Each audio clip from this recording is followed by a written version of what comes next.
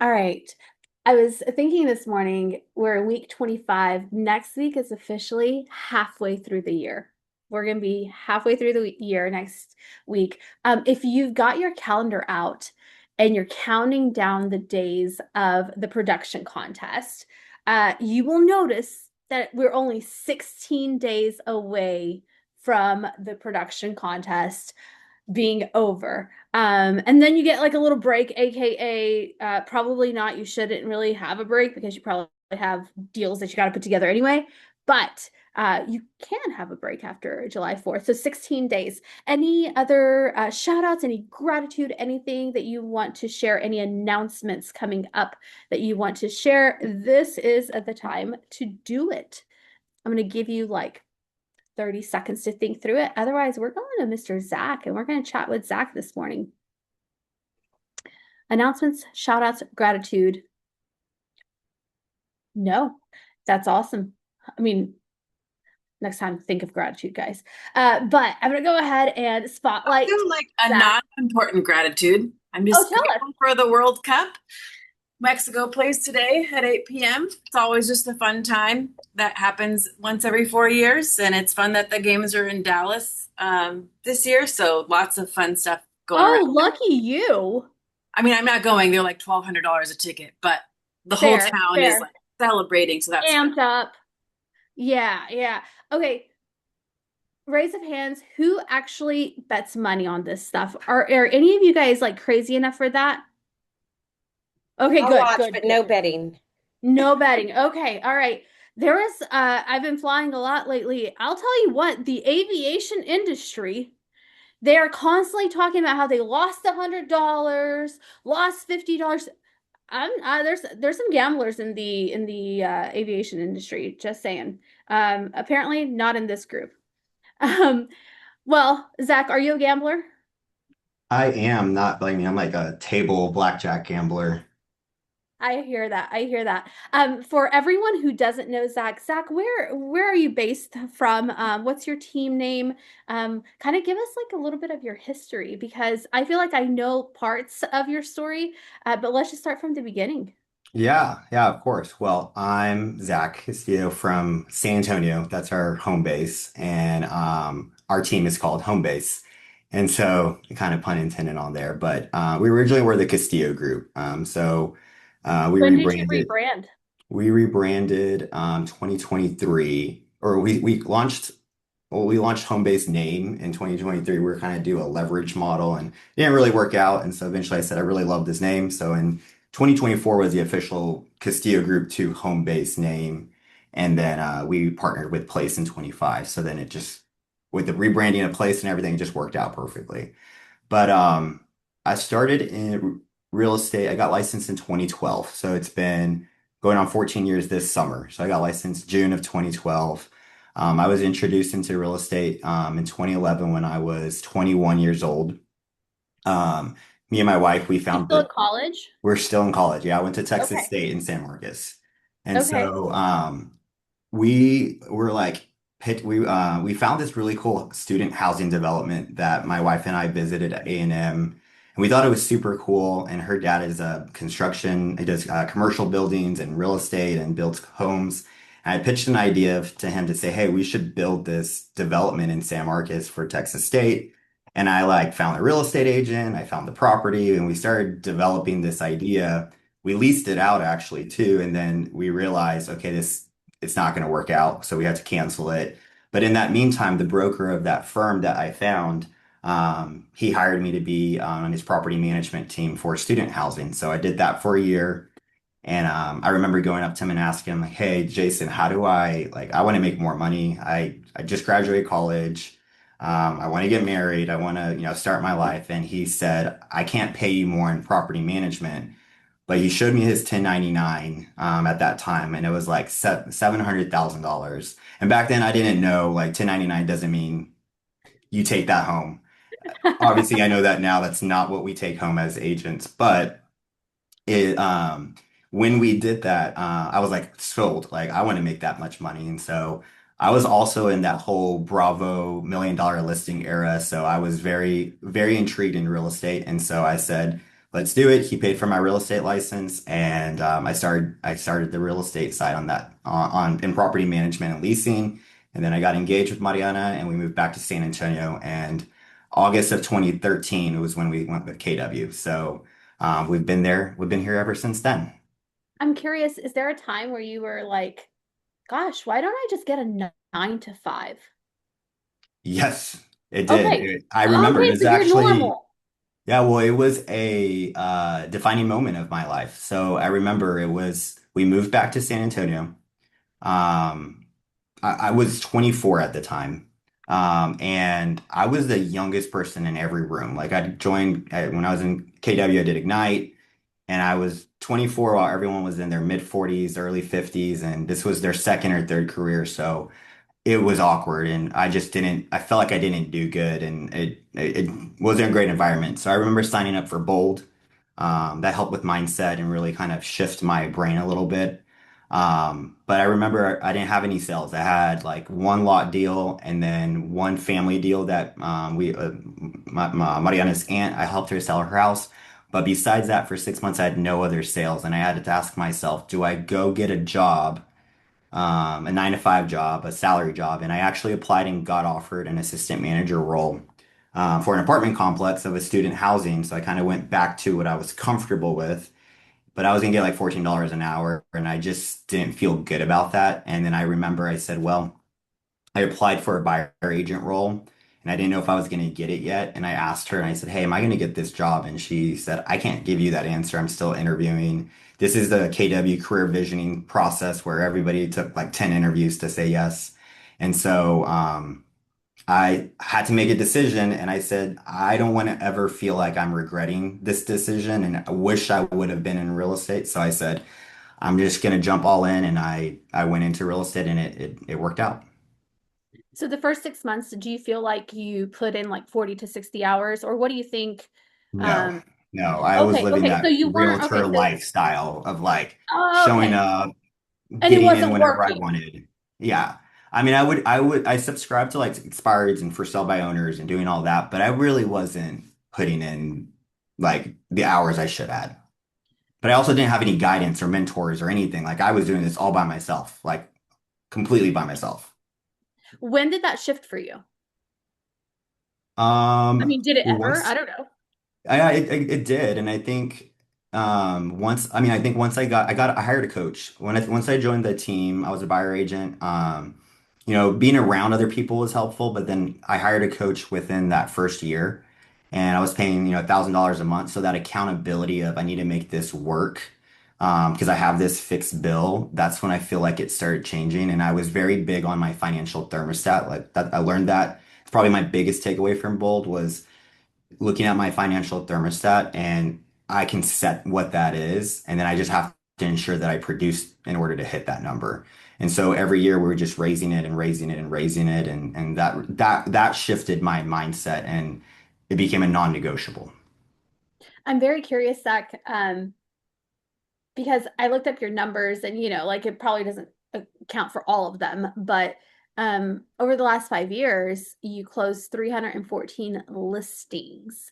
Um, but you started out as a buyer's agent. Like, how did that, like, can you walk us Yeah. through the journey? Yeah, so I did the buyer agent because it kind of was like the role you start off as buyers and eventually you become listings. And I remember though, I didn't, again, this was like, if anyone was in KW at that time, there's the AVA, the disc, and all that profile. Like it was like, you kind of have to fit this box for the role. And I didn't fit the listing specialist box. Oh, And wow. so well, I remember saying like, I want to become a listing specialist. Someone told me you'd never be good at it. It's not your personality type. And so that stuck in my head for a while. Okay. However, when we launched our own team and when me and my wife, we did that in 2015, I knew listings that was like I just knew I had to subscribe to leads listings leverage. Like that was I had to do that. And so I did expireds for sell by owners. And that's really where in the beginning we built a lot of our listing business. I even have a client today. We have a private market listing. She was our first expired listing that we sold 2015. And I've helped Wow. her 3 different times, but she was one of the first ones. It was like a luxury price point at that time. It's a 500,000. And so I remember being nervous, but we won it and we sold it in the first month, and I marketed the crap out of that. And Why do you then think people hired you back then? Because you didn't have this amazing resume. I use the I'm new, like I have nothing else on my time. Like you're gonna get all my attention, and I'm a hustler. I'm young, and like being young was my biggest struggle. That was the hardest part. But I was proving it, like I will follow up with you. I will call you. I mean, I'm prospecting. You can call me between 9 and 11. I won't answer because I'm actually calling people. And I just was very big on selling my activities of what I did. Is there any point where you stopped working expireds and for sale by owners? Um, I would say once we hit COVID market was when it because there really wasn't as many expired and canceled opportunities. And if they were the crappiest of crap. Like they should have sold. But going in, I started working. This was my hardest thing is I never was a relationship person. I never built relationships. I Interesting. was a transactional agent. And to now I say was because today I'm focusing more on building a relationship, loving a little bit more on my clients. Why did that shift for you? Because I had to create new opportunities all the time, like expireds and cancels and all that. Like it was always new, new, new. I made it work, and there was my coach at the time was like, you need to take about 10 listings to hit your goal. So I just had to find new opportunity, and I never went back to like build the relationship and ask them for the referral and put more time on that and allow that to blossom. And so that was just one click that I said, if I could just work on relationships, it's gonna become easier for me versus me having to like pump out all these deals. Like my peak was like 70 listings one year. And I said, this is hard because they were all, I would say about 60% of them were newish opportunities. The other were like finally repeat clients, or referrals and things of that. But it was always new opportunities we had to create, which is exhausting. Yeah, I was going to say like what often isn't said or you don't see it on the resume is how tiring it is to create new opportunities year after year after year after year. And to your point, gosh, I mean, 60%, if you're 60% of your business is, I got to wake up because I'm unemployed because I don't have enough relationships to feed me. There was a call this week. I think Zach, you probably were on it. Ben was doing the call on Monday, and he had asked Mike Hicks, and he said, if you close what I don't remember exact numbers, if you close 10 clients over a 2-year period, like how many referrals that close would you expect? And it was like something like 80 to 100% of those people would give him a referral that would close because he's a relationship guy, right? Mm-hmm. And I think about that, and my mind immediately went to like, I don't know how old Mike Hicks is he's older than us, right? So he probably doesn't wake up like maybe with the same energy of like finding new business. So he's like, you know what? I've got X amount of people that I've transacted with. I should probably get more business from the people that I already know. It just takes us as young people because we rely on our energy, we miss Mm-hmm. that whole leverage part of our business of past clients. Um, what are you doing anything now that is building those relationships? Yeah, I would say I'm paying attention to the little things. Like right now my biggest client that I talk a lot about is she's from high school. I knew her from growing up, but she's a single mom with 2 kids, and she bought her first home, and I could tell she was very nervous the whole time, and I wanted to make sure she knew I wasn't pressuring her. So I always just reassured her that. But it would be like little things like her son was a Eagles fan, so I bought him like a little $10 shirt from Amazon, and he was super excited. Her other son was doing like woodworking things, and he, asked like, could I ever help you? And I said, maybe if we have someone who needs a fence repair, I'll think about it. And just like remembering those little things that she was saying, and I knew she was a teacher, so her schedule was busy, and so what those little moments, I got about 3 referrals from her, by the way. They're not closing, or they're follow-up opportunities, but they're not like today I could say they've closed, but I focused on that and I kept asking, is there anyone else you know that I can help? I want to be able to help any of your other teachers or any of the other friends from church that you have. And I would just remember the things and ask her. And then I see it, I will say it's easier for me on the buyer side because like on the listing side, a lot of my listings, they sell and they move away. It's a lot of like out of town. So I nurture it, but they're kind of moving and they're moving back home or something of that. So it's a lot more of my buyers that I'm nurturing and focusing on. And then now I'm also being intentional with like my sphere, like my exterior sphere that's not work and just making sure I'm building relationships outside of real estate and then Well, I'm okay, so supporting them as well. how do you manage your time with all of that? Because if people don't follow you, if they don't know you well, um, at some point you got into marathon running. Yes. At some point, you and Mariana decided, you know what, we're gonna have a family. And if you guys were on early, you could see the little girls in the back seat of Mariana's car. You know, at some point, you were more than a real estate agent. Yeah, Um, and now you're telling me, well, yeah, and I'm also making time for relationships. Like, walk us through how you're able to do this right now. that is a great question. I'm still figuring that out, but I will say, Awesome. yeah, I will say, calendar is like I've made an intention to master my calendar. I don't think I've mastered it because there's still things that are I struggle with, but like I if it's not on my calendar, it does not exist. Like that is absolutely true. And so what I do, and I actually coach my team on it, is we build out your perfect week of your calendar and put all your personal requirements you have to do. So like I know my daughter has piano on Wednesdays at 3:50 or 3:45. My other daughter has dance at 4:30 on Thursdays. So those are locked in my calendar. My wife also does mahjong with her family and her girls' night, so I block that out too because I need to know I'm with the girls. I can't book anything. So I put all that in there.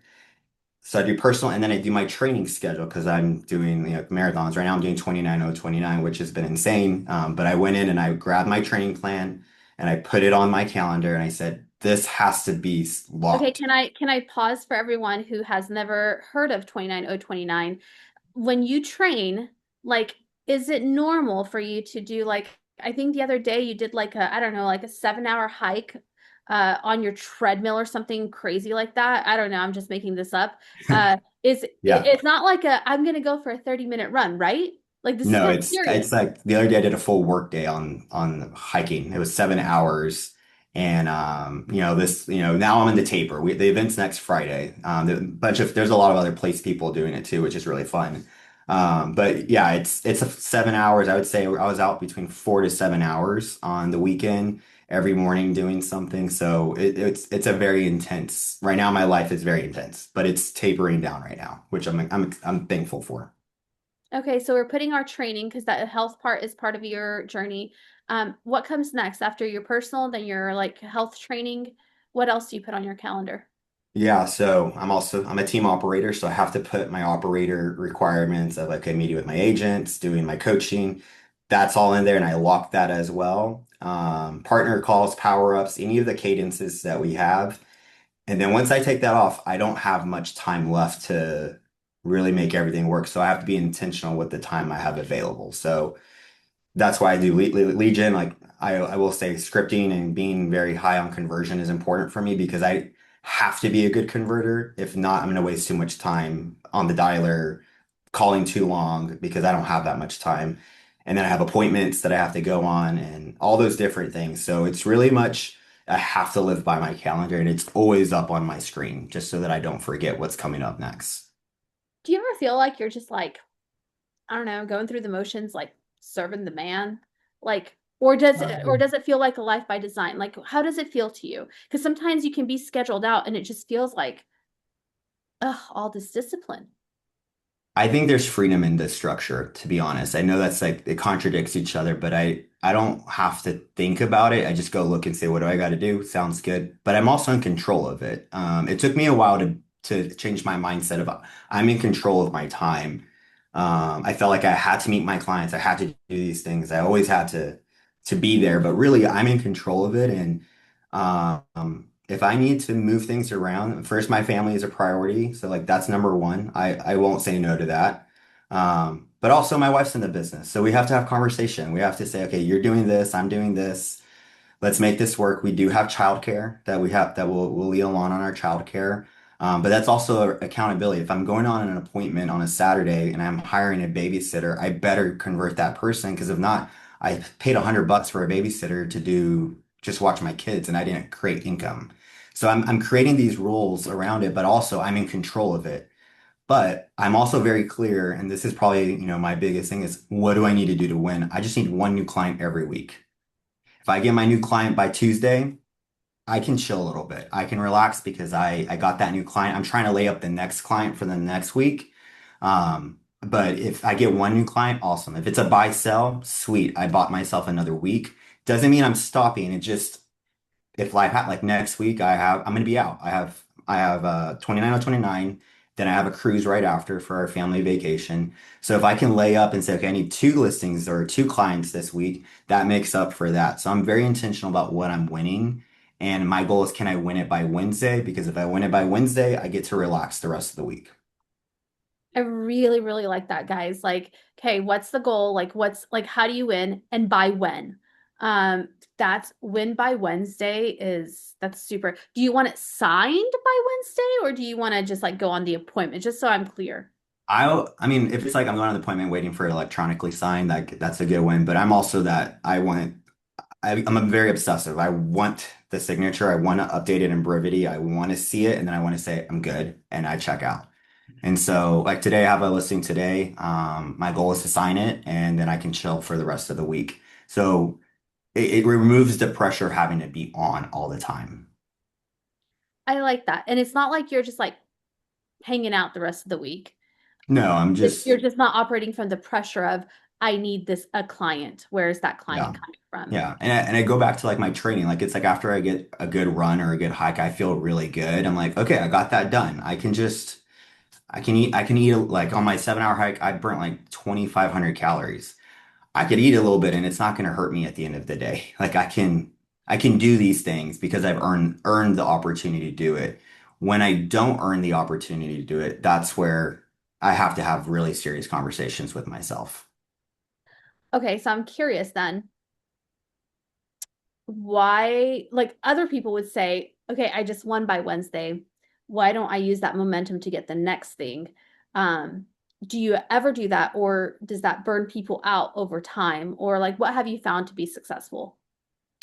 Yeah, I used to be like that. Like I need to keep Okay. pushing, pushing, but maybe it's just in my season today because I have my training that's taken a lot of time and I really want to be with my girls as much as I can too. Like I that's my business win. And if I win my business win, I need to give myself grace and say, okay, great.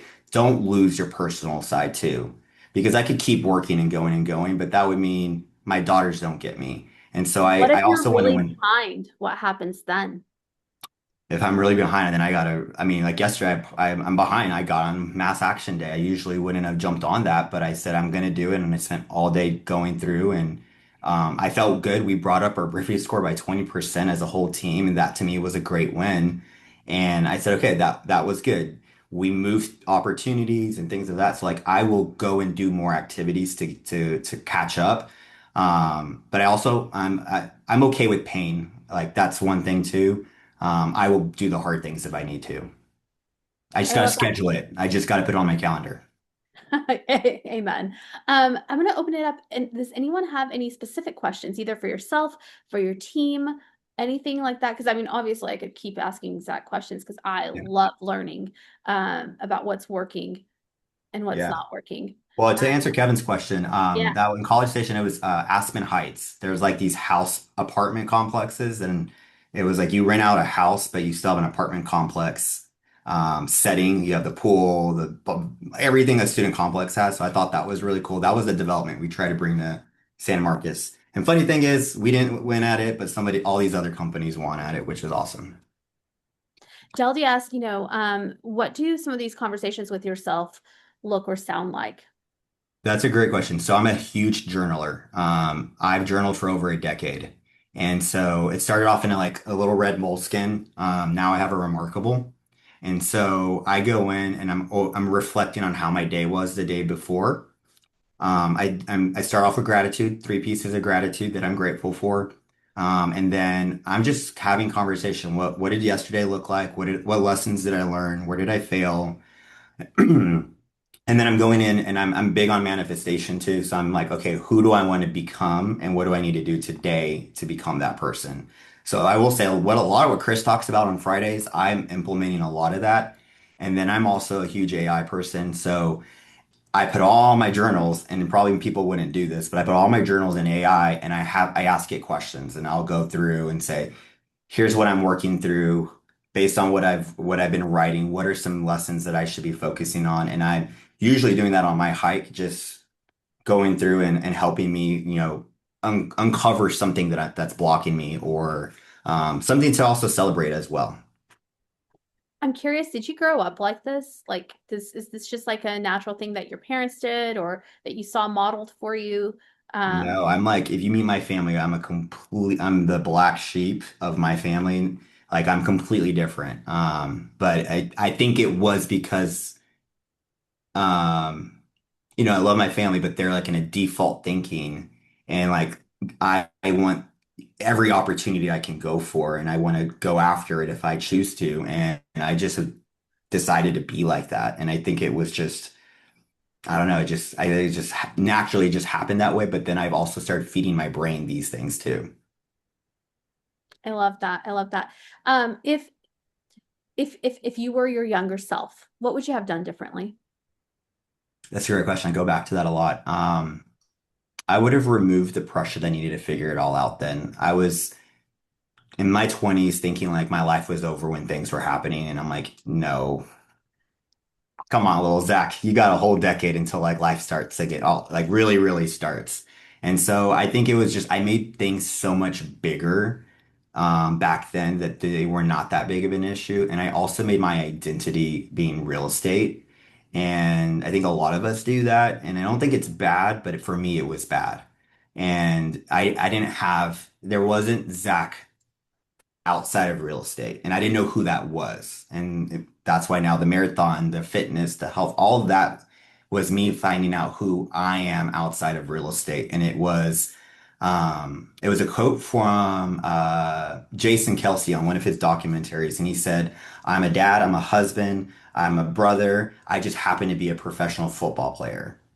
And then I realized, okay, then who am I? I just happen to be a real estate agent and run a real estate team. And I had to define who I was. And that was like my big aha from a lot So of that's stuff. not like, so when I hear you say that, because a lot I see two sides of this, right? I see the folks who they're like, okay, well, I need to be these other things and my job does not define me, therefore like whatever happens happens. And then I see people like you from the outside that I look at and like because of who he is internally and who the things that he's working on, it empowers him to be a stronger person in business.